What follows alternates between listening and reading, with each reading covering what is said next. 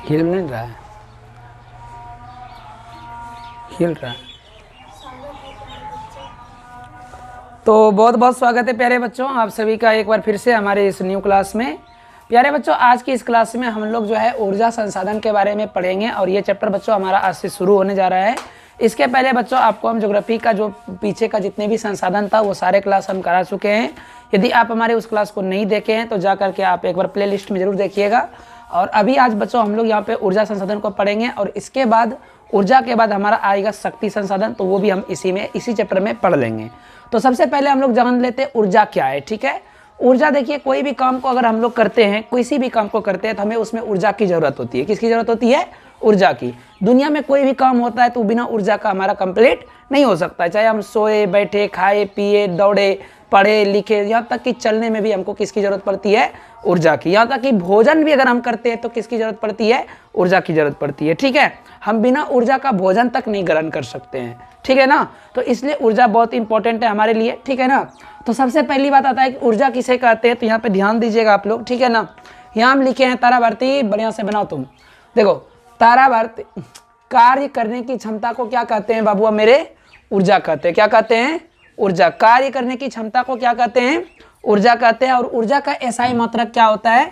Joule होता है। ये हम लोग फिजिक्स में पढ़े हैं। किसमें पढ़े हैं? फिजिक्स में पढ़े हैं कि कार्य करने की क्षमता को ऊर्जा कहते हैं और ऊर्जा का एसआई मात्रक क्या होता है? जूल होता है। बोलो। ठीक, आगे देखते हैं। अब यहाँ पे ध्यान से देखना है, ऊर्जा का स्रोत करने का मतलब पहले क्या होता है? स्रोत मतलब होता है प्राप्त करना। क्या करना?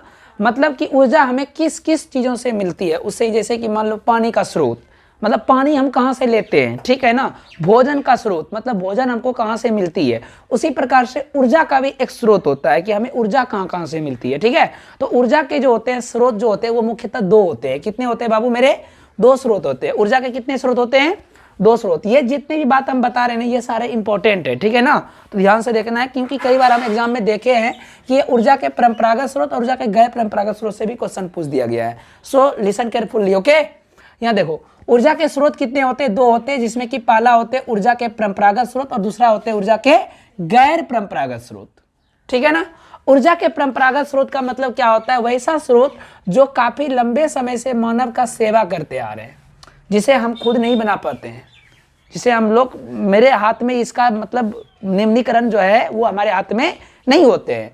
इस ऊर्जा में क्या होता है कि ये हमारे काफी लंबे समय से चलते आ रहे, मानव की सेवा करते आ रहे। जैसे क्या हुआ? कोयला। क्या हुआ है बाबू? कोयला। कोयला जो होता है ये कौन सा संसाधन है? सॉरी, कौन सा ये है ऊर्जा के स्रोत? कैसा है ये? ऊर्जा का गैर परंपरागत स्रोत में आते हैं कौन? कोयला। कौन आते हैं? उल्टा होगा का? अच्छा सॉरी, अच्छा कोई बात नहीं है, फिर से कर देते हैं। ठीक है, तो देखो, ऊर्जा के परंपरागत स्रोत और एक क्या होते हैं? ऊर्जा के गैर परंपरागत स्रोत। देखो, जो लंबे समय से मानव की सेवा करते आ रहे हैं उसे हम लोग कहते हैं ऊर्जा के परंपरागत स्रोत। जैसे क्या हो गया? कोयला। जैसे क्या हो गया? पेट्रोल। जैसे क्या हो गया? जीवाश्म ईंधन। जैसे क्या हो गया? प्राकृतिक गैस। ठीक है ना, प्राकृतिक गैस। ये सारे जितने भी संसाधन है हमारा, ये सब ऊर्जा के परंपरागत स्रोत है। कौन सा स्रोत है ये? हाँ, परंपरागत स्रोत है। उसी प्रकार से ऊर्जा के गैर परंपरागत स्रोत क्या होते हैं? जिसका निर्माण पूर्ण किया जा सके और उपयोग जो है बार बार हो सके। उपयोग क्या बार हो सके? बार बार। मतलब एक बार हम लोग उसका एक कर लिए यूज तो उसको बार बार यूज करते रहेंगे। लेकिन इधर का जितना भी है, जैसे पेट्रोल, एक बार यूज करेंगे तो क्या हम उस पेट्रोल को दोबारा यूज कर सकते हैं? नहीं कर सकते हैं। लेकिन देखो यहाँ पे सौर ऊर्जा, ये क्या है? हमारा बार बार यूज होने वाली चीजें हैं। पवन ऊर्जा, ये भी हमारा बार बार प्रयोग होने वाली चीजें हैं।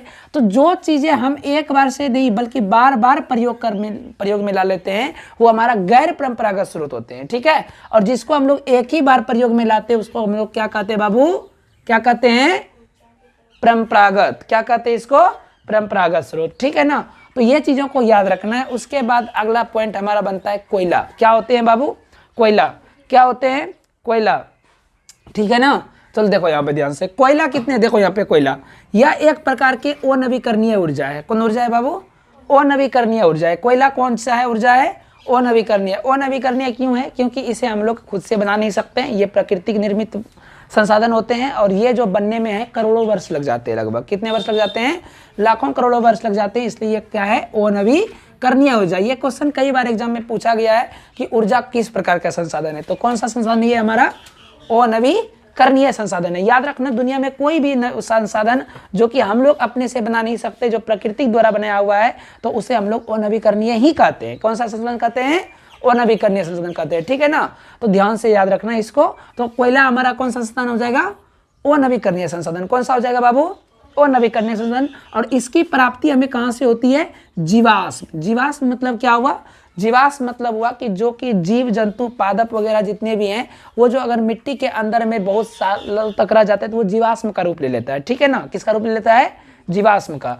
तो जीवाश्म से हमको कोयले की प्राप्ति होती है। अवसादी चट्टानों से हमें कोयले की प्राप्ति होती है। हम लोग इसके पहले भी अवसादी चट्टान के बारे में बात कर चुके हैं, राइट ना, है ना। अवसादी चट्टान कैसे बनते हैं? तो अवसादी चट्टान ऐसे बनेंगे जब कभी क्या होता है कि भूकंप वगैरह आता है। तो भूकंप वगैरह आने से क्या होता है? पेड़ पौधे सब चीज पृथ्वी के अंदर चले जाते हैं। तो अंदर जाने के बाद जब वो लाखों करोड़ों वर्ष हो जाते हैं, तो अंदर से जब ज्वालामुखी निकलती है ना, तो वो उसी से जो चट्टानें जो निकलती है ना, तो वो हमारा कौन सा चट्टान कहलाता है? अवसादी चट्टान। कौन सा चट्टान होते हैं? अवसादी चट्टान। ठीक है ना। कोयला जो होते हैं मुख्य प्रकार के 4 प्रकार होते हैं। कोयले के कितने प्रकार होते हैं? 4 प्रकार होते हैं, जिसमें पहला कौन होता है बाबू? एंथ्रेसाइट। यहां से क्वेश्चन कंफर्म आता है एक। ठीक है ना, देखो ध्यान से। कोयला का पहला कौन सा होता है? एंथ्रेसाइट। फिर कौन सा होता है? बिटुमिनस। फिर होता है लिग्नाइट। फिर होते हैं पीट। देखो एंथ्रेसाइट कोयला में क्या होता है? 90% जो है कार्बन की मात्रा होती है। जिस कोयले में कार्बन की मात्रा अधिक होती है, वो कोयला जो होता है ना, उसका जो जलता जो है ना, उसका ज्वलन ताप अधिक होता है। क्या होता है रे? ताप क्या होता है उसका? अधिक होता है। कार्बन की मात्रा जिसमें अधिक होगा, चाहे वो कोयला हो चाहे वो कोई भी चीज है, जिसमें कार्बन की मात्रा अधिक है वो बहुत अच्छे तरीके से जलता है और हमें ऊष्मा वो अधिक देती है। ठीक है ना, ये बात को याद रखना। तो एंथ्रेसाइट जो कोयला होता है, इसमें कार्बन की मात्रा 90% तक रहती है, जिसके कारण से क्या होता है? ये बहुत बेहतरीन तरीके से ऊर्जा हमको दे देती है। ठीक है ना। तो इसका प्रयोग जो होता है, इसका प्रयोग होता है बड़े बड़े धातु को गलाने में, क्योंकि धातु जो होते हैं वो काफी कठोर होते हैं। उसको जब हम गलाएंगे तो हमको हार्ड टेम्परेचर चाहिए, है ना। तो हार्ड टेम्परेचर हमें यही एक कोयला दे सकती है। ठीक है ना, इसलिए हम लोग इसका ही प्रयोग करते हैं किसको? धातु को गलाने में। तो क्वेश्चन आएगा कि एंथ्रेसाइट कोयले का प्रयोग किसमें होता है? मुख्य रूप से धातु गलाने में। किसमें होता है बाबू? धातु गलाने में। इसमें कार्बन की मात्रा कितनी होती है? 90% होती है। और यह जो कोयला है, ये जम्मू और कश्मीर के क्षेत्र में मिलते हैं देखने के लिए। ठीक है, जम्मू कश्मीर के क्षेत्र में। कोई दिक्कत समझ में आ रहा है ना? आगे देख लेते हैं। दूसरा कोयला जो होता है हमारा कौन होता है? बिटुमिनस। कौन सा कोयला होता है? बिटुमिनस। देखो ध्यान से समझना, बिटुमिनस में जो होता है 70 से 90% तक कोयले की कार्बन की मात्रा होती है। कितनी होती है? 70 से 90% तक जो होती है इसमें कार्बन की मात्रा होती है, मतलब उससे थोड़ा सा ये लो क्वालिटी का होता है। समझ में आया ना? सबसे उत्तम क्वालिटी का कोयला कौन सा होता है? एंथ्रेसाइट होती है। कौन सा होता है? एंथ्रेसाइट। ठीक है ना। उसके बाद सेकंड नंबर पे कौन आता है हमारा? बिटुमिनस, जिसमें कि कार्बन की मात्रा 70 से 90% तक होती है। कार्बन की मात्रा कितनी होती है? 70% से 90%। और इसका प्रयोग हम लोग किसमें करते हैं बाबू? खाना बनाने में। किसमें करते हैं? खाना बनाने में कर लेते हैं। ठीक है ना। वैसे इसका प्रयोग जो होता है चिमनी भट्टा सब में भी इस सब कोयला का प्रयोग होता है। ठीक है ना, कोई दिक्कत नहीं। ये जो होता है भारत में सबसे अधिक यही कोयला देखने के लिए मिलता है। कौन सा रे? बिटुमिनस। देखो एक बात बता देते हैं कि कोयला जो उत्पादन जो होता है ना, ये हमारा पूरा विश्व में सबसे नंबर 1 जो है वो चीन है। कौन सा है? चीन है। ठीक है ना। भारत जो है उसमें सेकेंड स्थान पे आते हैं। पहला नंबर में कौन आते हैं? चीन। और भारत में जो सेकेंड नंबर पे आता है ना, भारत का भी मुख्य राज्य 2 है। कौन कौन है? एक है तुम्हारा झारखंड, दूसरा कौन है? झारखंड और उड़ीसा है। कौन है? झारखंड और कौन है रे? उड़ीसा है, सॉरी छत्तीसगढ़। झारखंड और छत्तीसगढ़ जो है यहाँ पे क्या होते हैं? कोयला का मुख्य रूप से मतलब कि मिलते हैं देखने के लिए कोयला। ठीक है ना, तो इस बातों को याद रखना है। तो पहला नंबर में कौन है? तो विश्व में सबसे नंबर 1 कौन है? चीन है। विश्व में सबसे नंबर 1 पे कौन है? चीन है। और भारत में सबसे नंबर 1 पे आते झारखंड। कौन आते हैं? झारखंड और छत्तीसगढ़। ठीक है ना, ये बातों को ध्यान में रख लेना है सेट करके। उसके बाद देखो ध्यान से, बिटुमिनस जो होते हैं, बिटुमिनस में कार्बन की मात्रा 70% यूज होता है। इसका खाना बनाने में भारत में सबसे अधिक पाया जाता है। कोई दिक्कत? ये 3-4 बातों को याद रखना है, इसी से क्वेश्चन आएगा। आगे देखो लिग्नाइट। कौन सा रे? लिग्नाइट जो कोयला होता है, इसमें जो कार्बन की मात्रा होती है वो 30 से 70% तक होती है। कहां से कहां तक होती है? 30 से 70% तक। लिग्नाइट कोयला में 30 से 70% तक कार्बन की मात्रा होती है। और ये जो होती है कार्बन जो होती है, ये 3rd क्वालिटी का कार्बन होती है। ठीक है ना, कोयला होती है। कौन क्वालिटी का होता है? थर्ड क्वालिटी का होता है। इसमें ऊष्मा कम निकलेगा, धुआं दुनिया भर निकलता है। ऊष्मा कम और धुआं दुनिया भर, मतलब ये कोयला जो होता है सिर्फ नाम का एक कोयला है, ठीक है ना। इसका उपयोग जो होता है ये बहुत सस्ता कोयला मिल जाता है, ठीक है ना। और ये जो अधिक जो पाया जाता है ये तमिलनाडु के नवेली क्षेत्र में देखने के लिए मिलता है। कहाँ मिलता है बाबू? तमिलनाडु के नवेली क्षेत्र में। याद रहेगा, कहेगा कि लिग्नाइट कोयला जो है किस क्षेत्र में देखने के लिए मिलता है? तमिलनाडु के नवेली क्षेत्र में। अगर वह नवेली क्षेत्र नहीं मिले तो तमिलनाडु मार देंगे, राज्य का नाम दिया रहेगा, और अगर क्षेत्र का नाम दिया रहेगा। अच्छा, अगर ऑप्शन में तमिलनाडु और नवेली क्षेत्र दोनों रहेगा तब किसको मारोगे? नवेली क्षेत्र को। किसको मारना है? नवेली क्षेत्र को, ठीक है ना।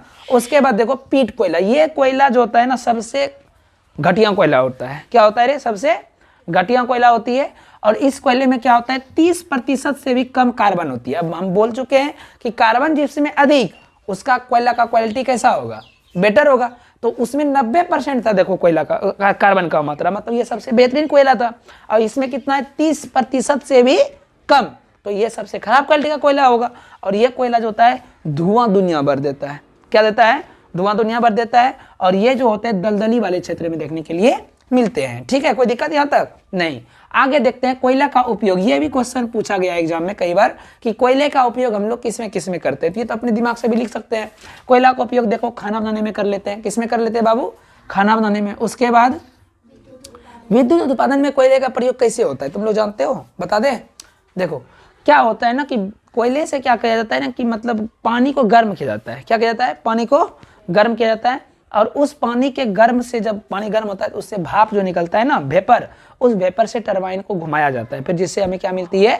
ऊर्जा, विद्युत मिलती है। क्या मिलती है रे? विद्युत। तो हाँ, तो बच्चों अब देखो हम लोग क्या पढ़ने वाले हैं। अब हम लोग देखते हैं यहाँ पे पेट्रोलियम के बारे में। इसके पहले कोयला को देख लिए। किसको देख लिए? कोयला को। कोयला कितने प्रकार के होते हैं, कोयला संसाधन के बारे में देख लिए सब चीज ना।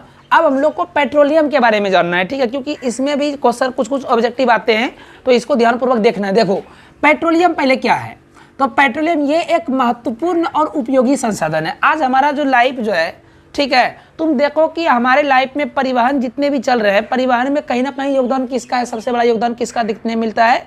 पेट्रोलियम का, ठीक है ना। पेट्रोलियम के बिना जो है हम अपने जीवन की कल्पना भी नहीं कर सकते हैं।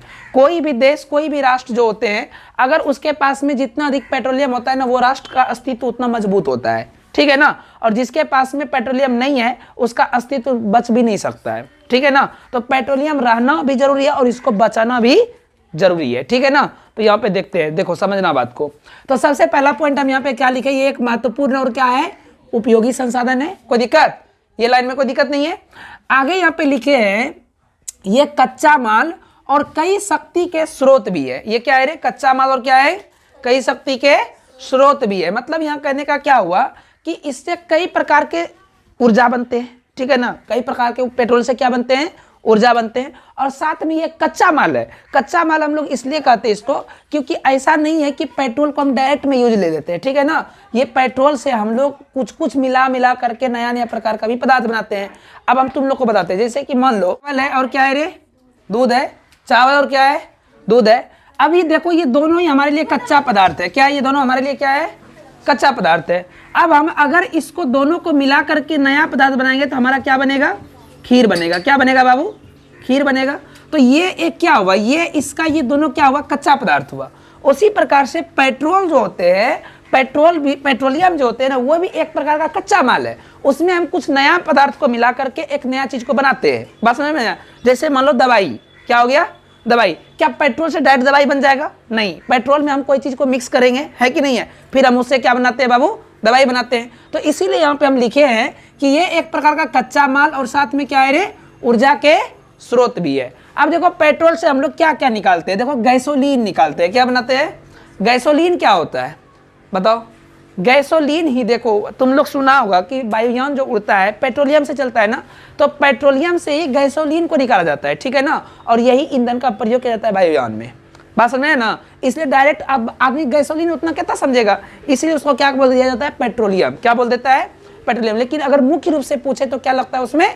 गैसोलीन लगता है। क्या लगता है बाबू?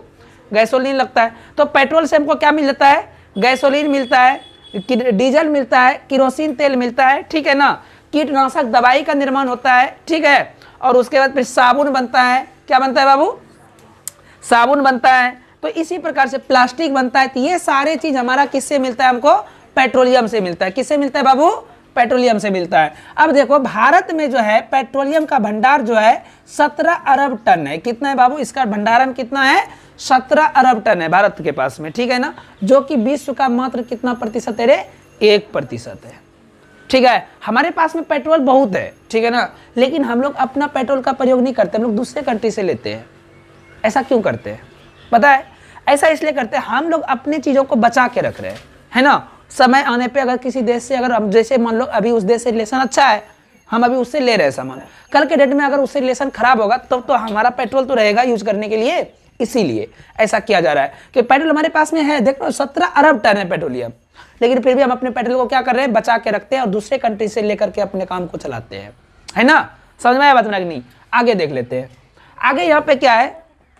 आगे लिखे हैं कि पहली बार भारत में 1866 ईस्वी में असम में तेल के कुएं को खोदे गए थे। ये एकदम महत्वपूर्ण ऑब्जेक्टिव के लिए है कि भारत में पहली बार तेल का कुआं कहाँ खोदा गया था? असम में। कब खोदा गया था? 1866 ईस्वी में। याद रहेगा कब खोदा गया था? 1866 ईस्वी में। उसके बाद यहाँ पे बताए कि 1775 ईस्वी में जो है मुंबई में तेल का पता चला। 1775 ईस्वी में, सॉरी 1975 ईस्वी में क्या हुआ रे? मुंबई में तेल का पता चला। और इसके पहले जो है एक जगह और तेल मिला था, 1959 ईस्वी में खंबात की खाड़ी में तेल मिला था। कहाँ मिला था? खंबात की खाड़ी में। कब मिला था? कब मिला था बताओ ना रे? 1959 ईस्वी में। कब मिला था? 1959 में। याद रखना, ठीक है। सबसे पहली बार 1866 में, ठीक है। उसके बाद 1959 में कहाँ मिला? खंबात की खाड़ी में। कहाँ मिला? खंबात की खाड़ी में मिला, ठीक है। उसके बाद 1975 ईस्वी में फिर से मिला। कहाँ है? मुंबई में। कहाँ मिला? और जब यहाँ पे तेल मिला ना बाबू, तो यहाँ से भारत में क्या हुआ कि तेल के उपयोगों में काफ़ी वृद्धि आया, ठीक है ना। तेलों में काफ़ी, यहाँ पे पेट्रोलियम में क्या आया? काफ़ी वृद्धि हुआ। तो यहाँ से पेट्रोलियम का थोड़ा हमारे देश का जो ग्राफ जो है वो ऊपर उठना शुरू हुआ था। उसके बाद देखो भारत में तेल का शोधक कारखाना कहाँ कहाँ है? यहाँ से भी क्वेश्चन आता है, और मुख्य रूप से तो ये वाला पूछता है, बरौनी वाला। तो बरौनी वाला तो सबको याद हो रहता है, यो याद है, यो बात याद रखना। बरौनी वाला सबको याद रहता है कि बरौनी तेल शोधक कारखाना कहाँ है। 5वीं क्लास के बच्चा को पूछो वो बता देगा, ठीक है ना। कहाँ है बाबू? बिहार में पड़ता है ना। क्वेश्चन ये देगा बिहार में तेल शोधक कारखाना कहाँ है? बरौनी में, है ना। कहाँ है? बरौनी में। कौन ये देखे हो? तुम लोग देखे हो क्या? बोलो, देखे हो जाके? हम देखे हैं बरौनी जो है ना, हम गए हैं तो वहाँ पे देखे थे, ठीक है। आगे देख लेते हैं। आगे देखो दूसरा कौन है? डिगबोई। ये भी क्वेश्चन पूछा जाता है। कौन है? डिगबोई। डिगबोई कहाँ पे पड़ता है बाबू? असम में। कहाँ पड़ता है? असम में। देखो ये जो है ना, ये क्वेश्चन क्या पूछेगा कि प्राचीन सबसे पुराना भारत में तेल शोधक कारखाना का नाम क्या है? डिगबोई। क्या है? कहाँ पड़ता है? असम स्टेट में। कहाँ पड़ता है? असम स्टेट में। दूसरा कौन है रे? मथुरा तेल शोधक कारखाना। कहाँ है? यूपी में। कहाँ है रे? यूपी में। हल्दिया कहाँ पड़ता है रे? पश्चिम बंगाल में। कहाँ पड़ता है? पश्चिम बंगाल में। गुवाहाटी कहाँ पड़ता है रे? असम में। ट्रम्बे, ये भी पूछने का संभावना है कि सबसे बड़ा जो है तेल शोधक कारखाना कहाँ है रे? ट्रम्बे। कहाँ पे पड़ता है ये? मुंबई में। कहाँ पे पड़ता है? मुंबई में। याद रहेगा? बोलो, अगर ये याद रहेगा तो चलो ठीक है। अब हम लोग पढ़ते हैं किसको? जल विद्युत को। किसको पढ़ेंगे बाबू? जल विद्युत को पढ़ेंगे। तो चलो ठीक है, अब देखते हैं हम लोग जल विद्युत को। तो प्यारे बच्चों, अब हम लोग चलिए पढ़ते हैं। क्या पढ़ेंगे? जल विद्युत उत्पादन, ठीक है। क्या पढ़ना है? जल विद्युत उत्पादन, मतलब कि पानी से जो विद्युत उत्पादन होता है, ठीक है ना, उसके बारे में हमें इसमें जानना है, ठीक है ना। तो सबसे पहले देखो जल विद्युत जो होते हैं, ये जल से इस बिजली को बनाया जाता है। किससे बनाया जाता है? जल से, ठीक है ना। अच्छा, जल जो होते हैं, ये जल विद्युत जो होते हैं, ये एक प्रकार का नवीकरणीय ऊर्जा है। कौन ऊर्जा है? नवीकरणीय ऊर्जा। क्यों है? क्योंकि हम लोग इसे जब चाहे तब बना सकते हैं, ठीक है। ये खत्म होने वाली चीजें नहीं है, इसीलिए ये कौन सी ऊर्जा हो जाएगी? नवीकरणीय। जबकि कोयला हमारा क्या था? वो नवीकरणीय। ये सब चीजों को छोटी छोटी बात है, इसको याद रखना है, ठीक है ना। आगे देखो इसका निर्माण कैसे होता है। तो एक बांध बनाया जाता है। देखो ध्यान से समझाते हैं हम। क्या होता है? जैसे मान लो ये एक नदी है। क्या है बाबू? नदी है, ठीक है ना। इस नदी में क्या होता है? बहुत ही भारी मात्रा में क्या होती है? पानी बह रही है, ठीक है। यहाँ देखो, ठीक है ना। क्या होती है, इसमें बहुत भारी मात्रा में क्या होती है रे, पानी बह रही होती है। अगर हमें इससे क्या निकालना है, बिजली बनाना है, तो हम क्या करते हैं कि इसके कहीं भी एक जगह पर क्या करते हैं कि मतलब बांध को काफी ऊंचा किया जाता है, काफी ऊंचा, ठीक है ना। बांध जब ऊंचा होता है तो बांध ऊंचा होने के कारण क्या होता है, उस नदी में पानी जो होते हैं वो भर जाते हैं, क्या होते हैं, पानी भर जाते हैं, और वो भी काफी भारी मात्रा में, ठीक है। अब क्या करते हैं कि उस बांध के ऊंचाई के नीचे में एक टरबाइन को लगाते हैं। यहाँ पे जैसे ये बांध है, इसके नीचे हम क्या लगा देंगे, एक टरबाइन को। टरबाइन मतलब क्या हुआ, घूमने वाला कोई पंखी टाइप का, ठीक है ना, उसको लगा देते हैं। और यहाँ से इसके ऊंचाई से क्या होते हैं, पानी को इसके टरबाइन पे गिराया जाता है, ठीक है। चूंकि उतना ऊंचाई से पानी गिरती है तो उसमें क्या होता है, प्रेशर काफी अधिक होती है, दबाव अधिक होने के कारण से क्या होता है, वो टरबाइन जो होता है वो क्या होने लगता है, रनिंग करने लगता है, ठीक है ना। और जब वो रनिंग होता है तो उससे टरबाइन से वहां पे क्या होता है, विद्युत बनने लगता है, ठीक है ना। तो इस प्रकार से क्या होता है, बांध के बिजली से पानी से क्या होता है, बिजली को बनाया जाता है। तो यहाँ देखो हम लिखे हैं कि बांध बनाकर जल संग्रह किया जाता है, मतलब जल को इकट्ठा किया जाता है, ठीक है। और इस पानी को क्या किया जाता है, ऊंचे स्थान से गिरा करके जल विद्युत का निर्माण किया जाता है। कोई दिक्कत है, बोलो, कोई दिक्कत नहीं है। आगे देखो, भारत में पहली बार जो है 1897 ईस्वी में दार्जिलिंग में जल विद्युत का निर्माण किया गया था। कब किया गया था, 1897 ईस्वी में। कहां किया गया था रे, दार्जिलिंग में। कोई दिक्कत है, आगे देखो। उसके बाद फिर दूसरी बार 1902 ईस्वी में कावेरी नदी पर शिव समुद्रम नामक जो है जल विद्युत का निर्माण किया गया था। क्या किया गया था, कब किया गया था, 1902 ईस्वी में। इसमें ये तो जरा कुछ नहीं इंपॉर्टेंट, लेकिन ये बहुत इंपॉर्टेंट। देखो एग्जाम में जो पूछा जाता है ना, वो तुमसे अधिक बार क्या पूछेगा, पहली बार, सबसे बड़ा, ठीक है ना। ये सब चीजों को ध्यान में रख करके याद रखना है, ठीक है। तो पहली बार कब हुआ था, 1897 ईस्वी में। क्या होता है, 1897 ईस्वी में हुआ था। और कब हुआ था, कहाँ हुआ था बाबू, दार्जिलिंग में, ठीक है ना। कब हुआ था रे, दार्जिलिंग में। आगे देखो, उसके बाद फिर जल विद्युत के लिए भौगोलिक दशा तथा आर्थिक कारक, ये एक प्रकार का क्वेश्चन आता है एग्जाम में, ठीक है ना, कि जल विद्युत के लिए क्या करो, भौगोलिक दशा को लिखे और उसके लिए आर्थिक क्या क्या चाहिए हमें उसके लिए बताना पड़ता है कि हम आखिर जल का जो विद्युत, जल से जो विद्युत जो निर्माण करेंगे, हमें उसके लिए ज्योग्राफिकल क्या एरिया चाहिए, ठीक है, और हमें जो है अपना इकोनॉमिकल क्या चीज चाहिए।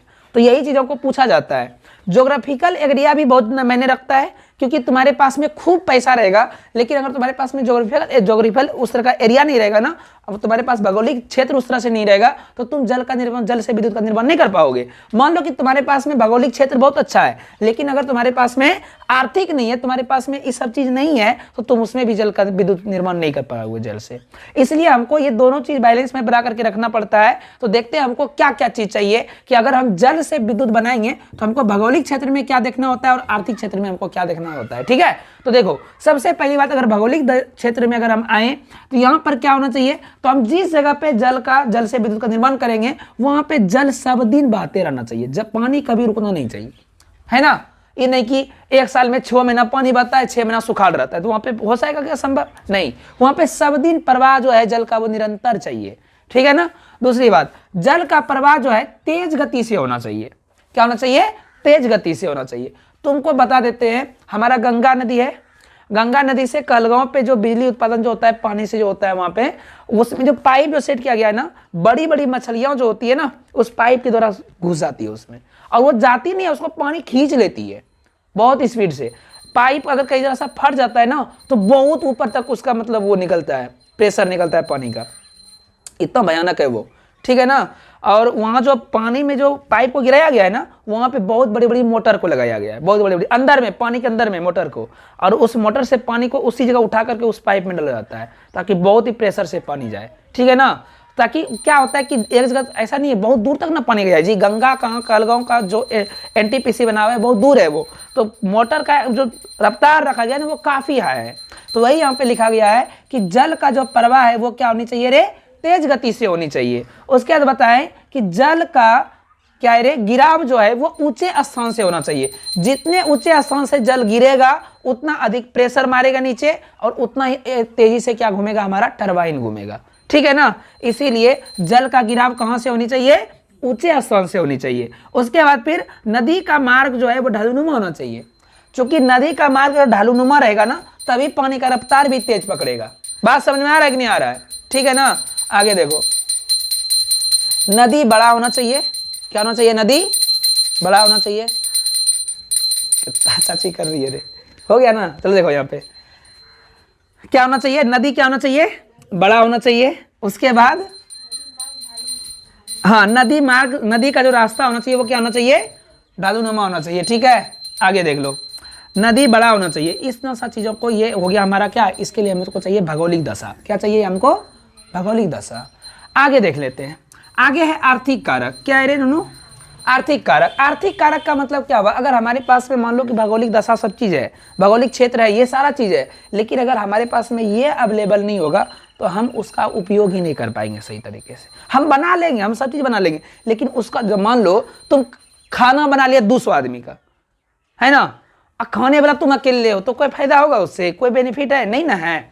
तो इसी प्रकार तुम मान लो कि इसका उपयोग तो कर लिया, बना तो लिया, लेकिन इसका उपयोग करने वाला तो क्षेत्र चाहिए ना हमको। तो इसके लिए आर्थिक क्षेत्र में देखो, परिवहन का उत्तम व्यवस्था होना चाहिए। ठीक है, परिवहन मतलब क्या हुआ कि जहां पे हमारा विद्युत, जल विद्युत निर्माण हम कर रहे हैं, वहां पे हमारा गाड़ी वगैरह सारा चीज आना जाना बना रहना चाहिए। हमको कब कौन सा सामान चाहिए, कब हमको कहाँ पे भेजना पड़ेगा, तो वो सारी चीजों के लिए हमको परिवहन का एकदम बेस्ट मार्ग चाहिए, है ना। तो परिवहन का उत्तम व्यवस्था, उसका ये सब चीजों को करने के लिए क्या चाहिए हमको? पूंजी चाहिए। पूंजी की उपलब्धि होनी चाहिए। इन्हें कि कर्जा लेकर के हम करेंगे, नहीं, मेरे पास में खुद का पूंजी भी होना चाहिए, है ना, अपना बैलेंस होना चाहिए। यही चीज यहाँ पे लिखा गया है कि पूंजी होना चाहिए। उसका बाजार समीप होना चाहिए, मतलब अगर मेरा कोई सामान घट गया तो बगल में मार्केट होना चाहिए, हम उस मार्केट से तुरंत में सामान को मंगवा करके फिर से हम अपने काम को चालू कर सकते हैं, है ना। तो इसलिए बाजार क्या होना चाहिए?